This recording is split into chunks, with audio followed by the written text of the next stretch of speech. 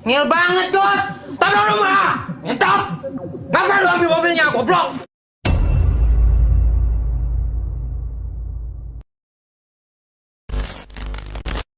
Nge-tweet tadi sedikit sijil, bahkan kita melihat action down. Juga ada try kali ini yang dibuat tak berdaya. Pemain-pemain dari HVPP sangat barbar mereka. Langsung menghentikan laju pemain tim Stalwart. Wow, Stalwart salah satu tim yang bisa dibilang tim yang sangat barbar. Perjalanannya dihentikan oleh kebarbaran tim lain yang lebih barbar daripada Stalwart. Nah, lo bingung nggak tuh? Gua juga bingung karena melihat pergerakan dari banyaknya tim yang sedang kacir bertirit-birit seperti seorang top juga. Nah, no, siluk bang itu ditembak di depan sana. Tapi what a nice shot, what a nice counter dari seorang top masih bisa ngacir, ternyata tidak. STE menjadi tim pertama yang harus dipulangkan. Ya, ternyata Top coba keluar dari jegalan tim HVVP. Mereka masuk ke kandang yang salah, masuk ke kandang Donat. Membuat Donat tadi dengan sangat mudah memulangkan tim STE. Siapa yang menyangka STE harus mengalami tusun di match yang kedua. Kita melihat ini dia dari Nene BT. Tim Inco coba untuk melemparkan diri, tapi FF juga satu persatu pemain-pemainnya dibuat tak berdaya oleh PK yang datang menuju ke arah pertahanan FF. Fireflux terlihat adanya, kita tahu bersama, kalau kita ingat PMGC 2020 dia adalah mantan pemain Footballis, dan kembali Lutz kali ini coba melakukan tracking, masih gagal. Lutz tidak hanya sendirian ex-Footballis di tim ini, ada Solke juga ex-Footballis. Ya, dan mereka kembali dipertemukan dengan nama tim yang berbeda ya. Dan lagi-lagi melihat Lutz sebagai last man standing. Nah lo, ngejarin satu ditembak dari belakang kan Tensa. Ternyata terjegal. Dia tidak sadar. Ada musuh dalam di bagian belakang sana yang menembak dari kejauhan juga. Langsung berdiri-diri seorang spek. Apakah dia akan menjadi spektator kali ini?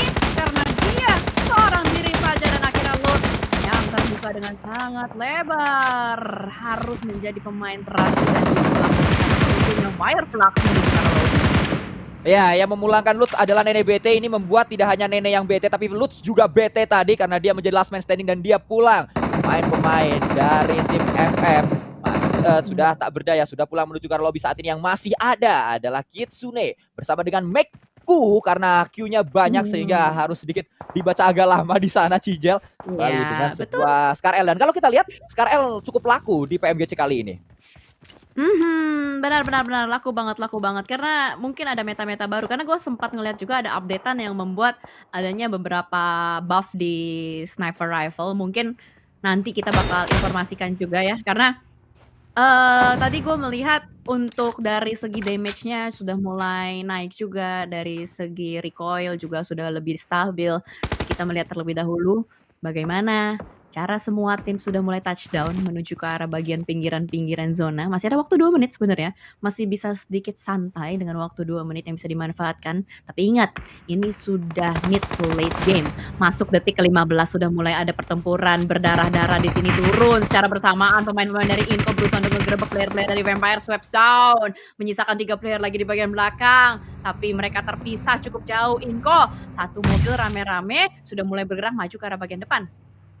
Serti turun, Serti coba berhadapan 1 lawan 1 bersama dengan Kariho, pemain yang berbahaya. Ternyata Kariho yang tumbang, tapi Kariho punya teman yaitu Mythic dari arah belakang. Mythic adalah pemain terbaru dari Alpha 7 yang dihadirkan untuk memperkuat Alpha 7 di season kali ini, dan dia berhasil untuk setidaknya mendapatkan 1 knockdown tadi menuju ke arah back time. Kembali Ninois akan coba dicari, berhasilkan Ninois ditumbangkan. Ninois coba ditembak dan berhasil. Ternyata Mythic untuk kedua kalinya coba untuk cari yang ketiga. Saat ini Omstyle bersama dengan Ice masih berputar-putar. Ice melemparkan 1 molotov, gagal lemparannya, gagal prediknya karena ternyata Mythic berada di arah yang sangat dekat bersama dengan pemain-pemain back time. Revo sudah mulai datang, berdatangan kali ini bala bantuan menuju ke arah Mythic. Splash damage sudah mulai masuk menuju ke arah badan seorang Revo, tapi ada balasan nades menuju ke arah bagian depan juga. Watch out, ada Skylet Gaming yang ikut serta dari arah bagian belakang, dan kesempatan momentum ini dimanfaatkan maju ke arah bagian depan juga. Through the smoke, seorang Ice terjepit kiri dan kanan, depan belakang loncat seperti itu, tapi bingung nggak tahu ada di mana musuhnya, dan akhirnya Alpha 7 lah yang berhasil untuk mengeliminasi Bacon Time. Habis chicken terbitlah tusun, Babi B harus mulai ke lobby. Ya, saat ini Putri kita lanjutkan kembali tim asal Brazil yang lain yaitu Inco. Sedang kita lihat ternyata Inco nasibnya beda dengan Alpha 7. Sama-sama dari Brazil, tapi nasib yang berbeda sedang mereka alami. Inco justru pulang di saat Alpha 7 tadi baru saja memenangkan sebuah fight. Dan saya katakan tadi, Mythic, pemain yang berbahaya. Mythic ini adalah Gunslinger dan juga Grenade Master di PMGC West season kemarin bersama dengan Rise Esports Cigel. Jadi memang ini pemain yang berbahaya, seorang Mythic dari tim Alpha 7. Alpha 7 gak cuma Karilo, tapi ada Mythic juga. Ya. Pasti Mythic itu udah pasti menjadi berbahaya karena belum Glory aja udah berbahaya, apalagi Mythic aja. Dan ini kita juga melihat di mana dari teman-teman lawannya sudah mulai ada yang bergerak maju ke arah bagian depan dipaksakan oleh Blue Zone juga, dan ternyata di sini dari Yudo Lions yang harus berputar otak juga. Tim asal Malaysia ditekan, dicegal, dipantau di depan sana oleh seorang Aziz. Oh no, berbahaya, sulit sekali. Mobilnya juga sudah mulai hancur, harusnya itu udah mulai ada asap-asap dan pastinya harus dipaksakan oleh seorang Repo Boy maju ke arah bagian depan. Dan inilah dia, mungkin EVOS yang akan bertemu dengan Yudo Alliance. Ya, karena terpantau di belakang dari Yudo Lions ini adalah pemain-pemain dari tim EVOS Reborn. Saat Yudo Lions tadi satu coba mundur ke belakang, ternyata Adik Luke diberikan kepercayaan untuk bisa melakukan tembakan, melakukan pressure menuju ke arah defending champion yaitu NB. Bahkan juga sedang dilakukan. Repo Boy justru ketahuan oleh Order yang di match pertama dia justru dipulangkan. Berarti Order menjadi pemain pertama yang pulang di grup green ini ya, karena match pertama yang paling cepat pulang adalah Order. Iya, orderannya belum jadi dia bosan nunggu kayaknya dia langsung balik duluan. Tapi ini adalah kesempatan seorang Order untuk membuktikan bahwa dia tidak selemah itu. Dia berusaha juga dengan 4 player yang mereka miliki. Tadi sempat gue ngeliat dari Nova mereka melakukan setup split yang sangat jauh ketika di mid game. Tapi menuju ke late game, mereka sudah mulai menyempit atau mempersempit setup mereka. Walaupun memang masih split dengan 2-2, ada jalanan yang memisahkan, tapi seenggaknya dengan positioning seperti ini, jika ada satu yang down, mereka masih bisa melakukan backup satu sama lain. Ya, dan sebenarnya tempat yang diambil oleh Nova ini adalah tempat yang menjadi saksi di saat kemarin kita ngelihat Four Rifles dipulangkan oleh Bigetron. Zuxi coba nyelamatin rekannya, ternyata ada S2G. Nah, itu tempatnya Nova yang sekarang lagi dipakai tuh, di situ.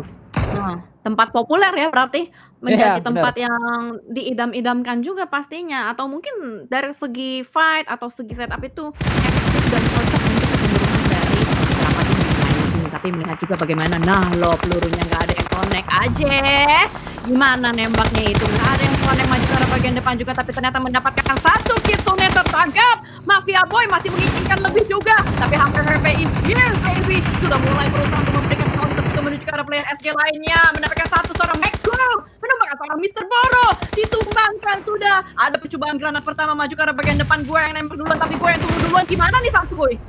Ya, kita melihat follow up cepat sekali dilakukan oleh pemain-pemain HVVP. Backup demi backup terus mereka lakukan, bahkan tidak sampai 10 detik backupnya sudah mulai berdatangan. Lupa juga dibuat tak berdaya kali ini. HVVP tidak hanya mengamuk menuju ke arah tim Scarlet Gaming, tapi ada Donat Gigi juga yang coba diberikan pressure oleh HVVP. Mereka punya Groza di salah satu playernya, Tigzi ternyata yang memiliki Groza tersebut. Walaupun memang bertumbangan pemain-pemain dari HVVP, Tigzi menjadi yang terakhir, tapi Tigzi terus memberikan tembakan Mafia. Ketahuan juga posisinya dengan sebuah effort. Tigzi berhasil menumbangkan Mafia. Coba tadi lagi, berhasilkah dia? Karena sudah sangat terjepit pemain-pemain dari Scarlet Gaming. Gila coy, HVVP ngamuk. Satu player terakhir, Tigzi mencari di manakah last man standing dari Scarlet Gaming. Nima ada di bagian belakang sana, entah sempat atau tidak. Bapak Giling kelihatan kepala ditembakin, panik attack, dan ternyata counter shoot dari Nima. Benar-benar mengacak-ngacak player-player dari HVVP, dan HVVP pun rata.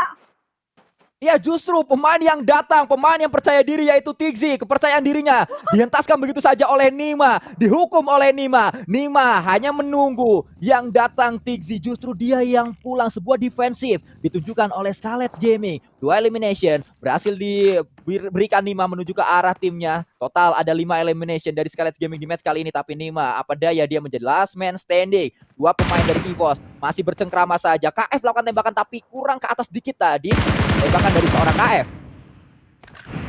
Apa? Yang penting dia bisa melakukan zoning out menuju ke arah lawan-lawannya sejauh ini. Tapi melihat juga 9 tim yang masih bertahan, nampaknya yang masih lengkap itu ada 1 Million Sports, ada Damwon Gaming, dan juga ada Nova. Nova sih sejauh ini yang punya setup paling enak dan dia bisa mengkontrol areanya. Ya, Senkai, pemain dari 1 Million tadi, coba melakukan proning terlebih dahulu, maksud saya, dan juga Favian. Saat ini dari drone view, semua debut pertemuan sudah terjadi. Antar bukit ternyata fight yang melibatkan DWG dan juga EVOS Reborn. Memiliki scope jauh, DWG tadi pastinya menjadi keuntungan tersendiri karena mereka harus menjangkau tempat dari EVOS.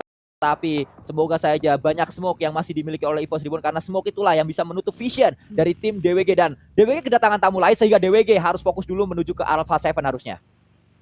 Ya, karena sejauh ini mereka adalah yang paling dekat satu sama lain, dan zona masih ada waktu 1,5 menit sebelum mereka bergerak dan menutup, dan kita harapkan EVOS dengan sisa 3 player mereka bisa memberikan yang terbaik, bisa survive sampai ke late game juga, tapi pertemuan tidak bisa terelakkan juga antara kedua tim ini. Tembakan langsung menuju ke arah bagian depan, KF mengunci, meng-lockdown, tapi ada Marshall dari arah kejauhan juga menggunakan mini 14. Oh no, di steal, dan ternyata ada balasan juga menuju ke arah seorang Red Face.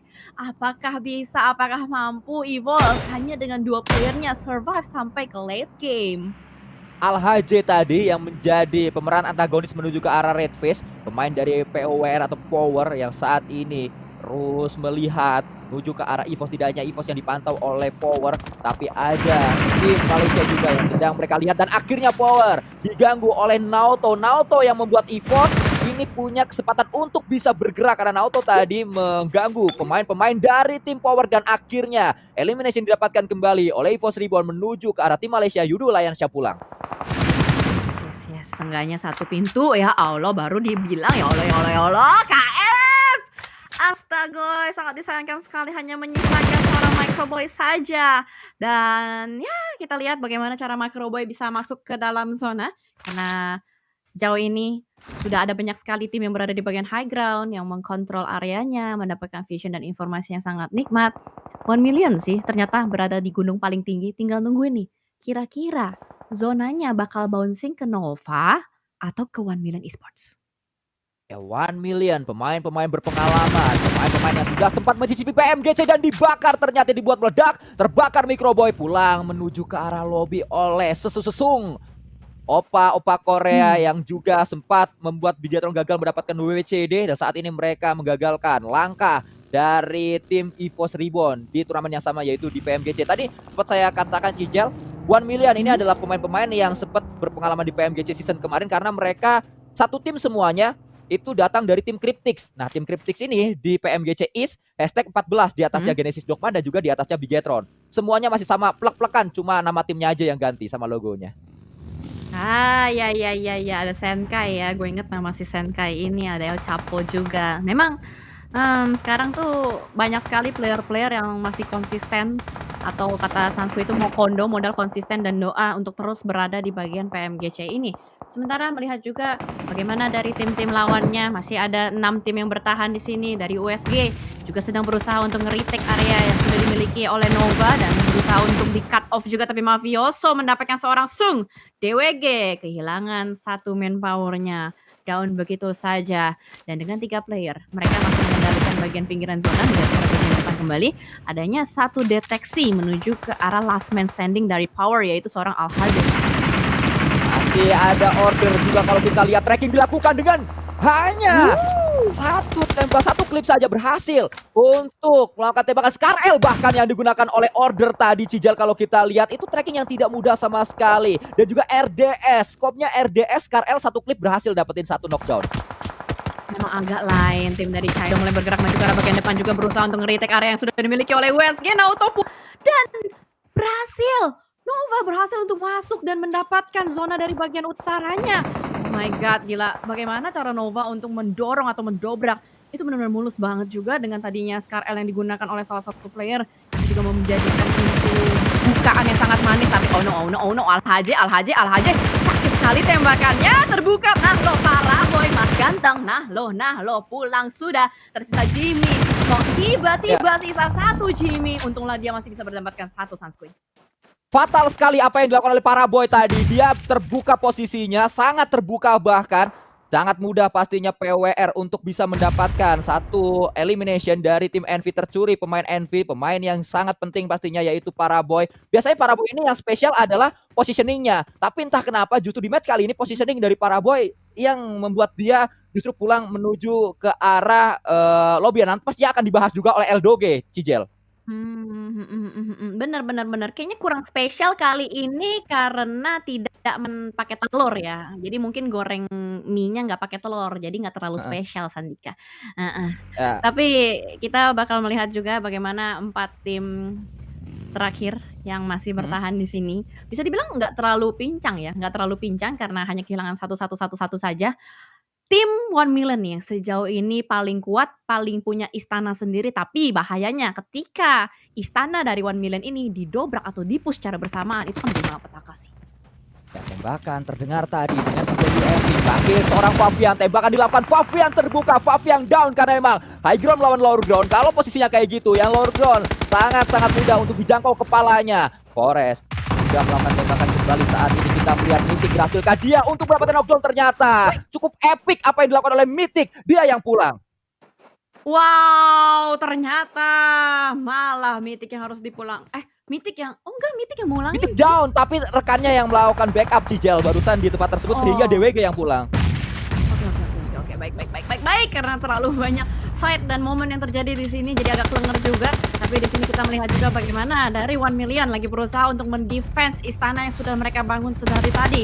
Blue Zone sudah mulai memaksakan mereka juga untuk tidak berada di titik yang sama, tapi itu kepalanya kecil banget kelihatan tembakan dari Mas Yusu. Sangat menyakitkan, menumbangkan seorang Venom di bawah sana. Tidak bisa diselamatkan karena kalau misalkan temannya nyelamatin ini bakal ditembakin juga. Marshall down kembali. Bandel banget dia malah keluar kan.